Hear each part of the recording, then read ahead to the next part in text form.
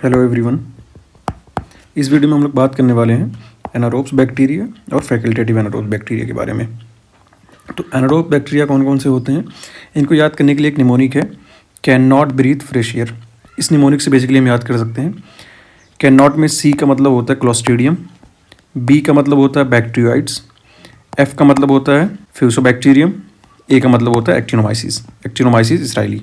तो ये बैक्टीरिया हैं बेसिकली जो एनारोब्स होते हैं। एनारोब्स क्या होता है बेसिकली? एनारोब्स ऐसे बैक्टीरिया होते हैं जिनको ग्रो करने के लिए ऑक्सीजन की रिक्वायरमेंट नहीं होती है, लेकिन अगर उस इन्वायरमेंट में ऑक्सीजन प्रेजेंट है तो ये ग्रो नहीं कर पाएंगे, ये डैमेज हो जाते हैं ऑक्सीजन से। तो इनको ग्रो करने के लिए ऑक्सीजन की रिक्वायरमेंट नहीं होती है। ऐसे बैक्टीरिया में क्या खास बात होती है जो ऑक्सीजन इनको डैमेज कर देता है? तो इनमें बेसिकली एक एंजाइम कैटलेज एंजाइम नहीं होता है और सुपर ऑक्साइड डिस्मोटेज नहीं होता है।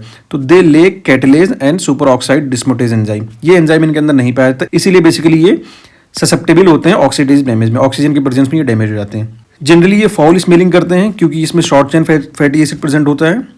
एंड डिफिकल्ट टू कल्चर मतलब ऑक्सीजन हमारे पास हर जगह होता है, तो इनको बिना ऑक्सीजन के ग्रो करवाना है, इसलिए ये बहुत डिफिकल्ट होता है कि इसको हम कल्चर कर पाएं।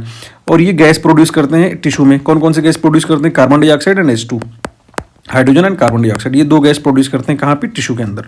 उसके बाद आता है कि एनारोब्स हमारा नॉर्मली कहाँ पाया जाता है? जीआईटी ट्रैक में पाया जाता है। जीआईटी ट्रैक में ये पाया जाता है तो ये पैथोजेनिक नहीं होता, लेकिन अगर जीआईटी ट्रैक के अलावा कहीं और पाया गया, टिपिकली पैथोजेनिक एल्सवेयर, अगर जीआईटी ट्रैक के अलावा कहीं और पाया जाएगा तो वो पैथोजेनिक होगा। जैसे कि ये कॉज करता है एस्पायरेशन निमोनिया। उसके बाद आता है कि amino galactoside are ineffective against the anaerobes bacteria because antibiotic required oxygen to enter into the bacteria cell wall.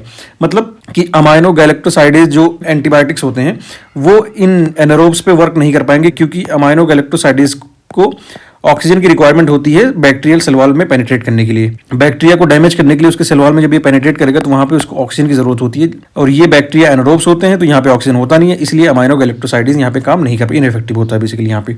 उसके बाद आता है फैकल्टेटिव एनारोब। फैकल्टेटिव एनारोब क्या होते हैं? फैकल्टेटिव एनारोब ऑक्सीजन में भी काम कर लेते हैं, ऑक्सीजन नहीं होगा तब भी ये काम कर लेंगे, ऑक्सीजन नहीं होगा तो फर्मेंटेशन कर लेंगे। तो इसमें क्या होता है कि basically may use oxygen as a terminal electron acceptor to generate ATP. ये ऑक्सीजन यूज करके एटीपी बना सकते हैं, बट अगर ऑक्सीजन नहीं है वहाँ पे तो ये फर्मेंटेशन कर सकते हैं।